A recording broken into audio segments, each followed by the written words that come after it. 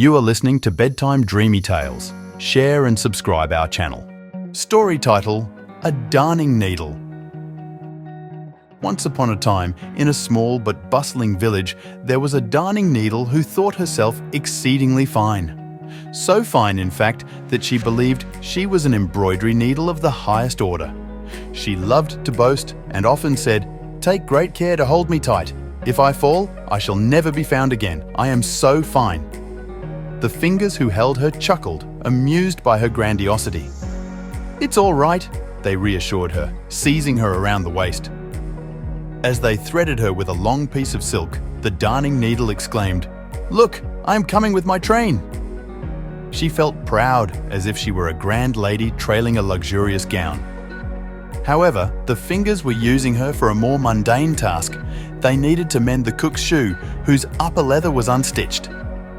"This is such common work," huffed the darning needle. "I shall never get through it. I am breaking! I am breaking!" And indeed, she did break. "Didn't I tell you so?" she cried.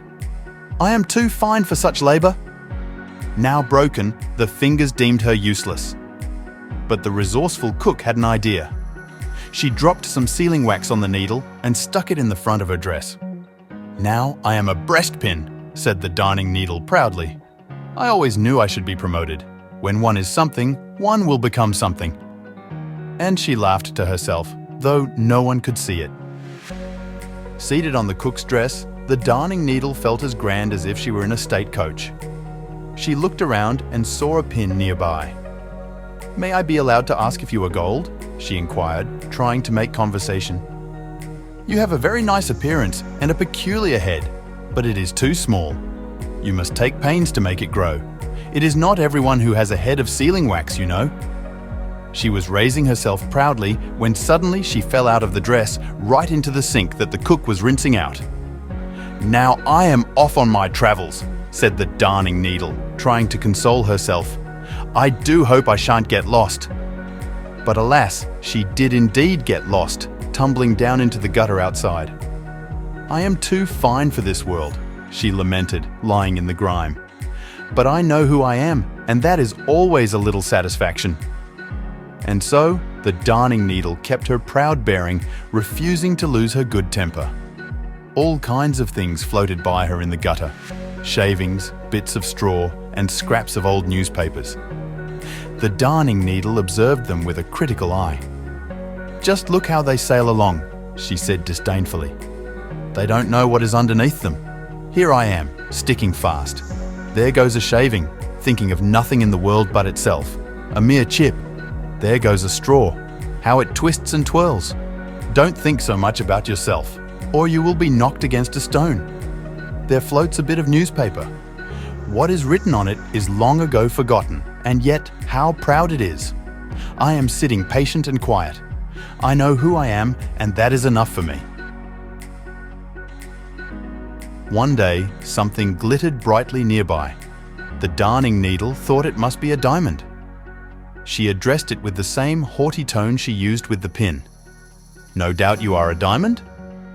"Yes, something of that kind," replied the sparkling object. It was, in fact, a bit of bottle glass. Both the darning needle and the bit of bottle glass believed they were something very costly and congratulated each other on their fine appearances. "I have come from a lady's workbox," said the darning needle, eager to impress. This lady was a cook. She had 5 fingers on each hand. Anything so proud as these fingers I have never seen. And yet they were only there to take me out of the workbox and put me back again. "Were they of noble birth then?" asked the bit of bottle glass. "Of noble birth," scoffed the darning needle. "No indeed, but proud. They were 5 brothers, all called Fingers. They held themselves proudly against one another, although they were of different sizes. The outside one, the thumb, was short and stout. Dip into everything, the second finger pointed to the sun and the moon and guided the pen when they wrote.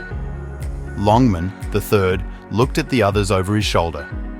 Goldband, the fourth, had a gold sash round his waist, and Little Playman did nothing at all and was the more proud for it.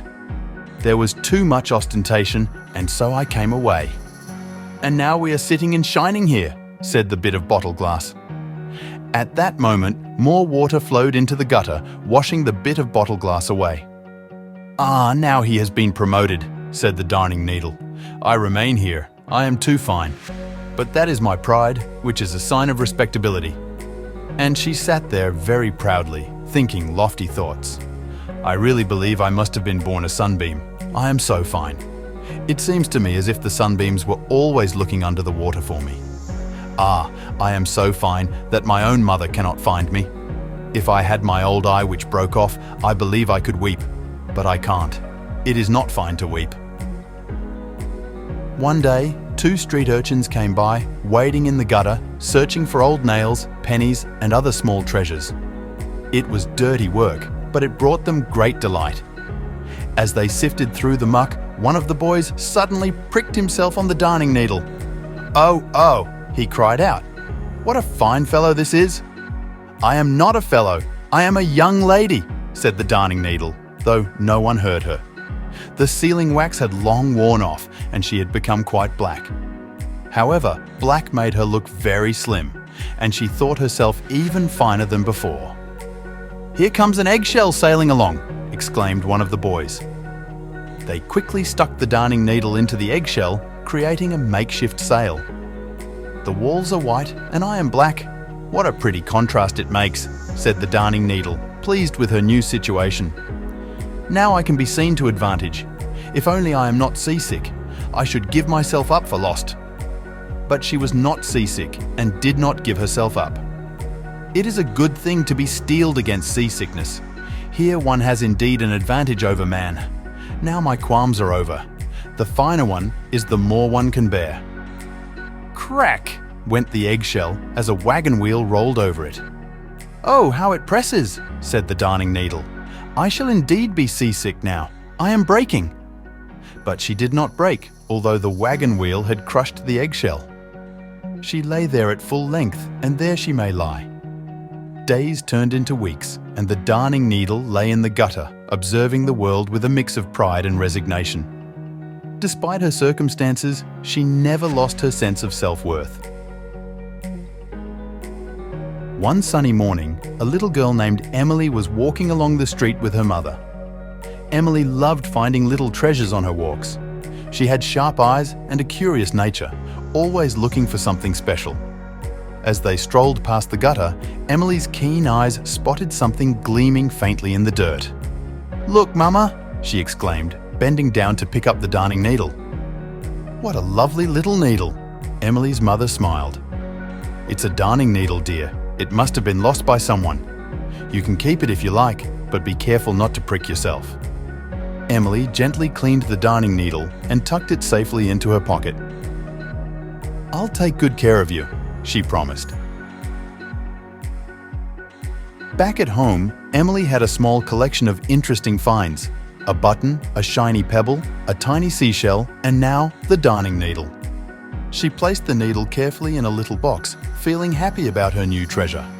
The darning needle, for the first time in a long while, felt a sense of belonging.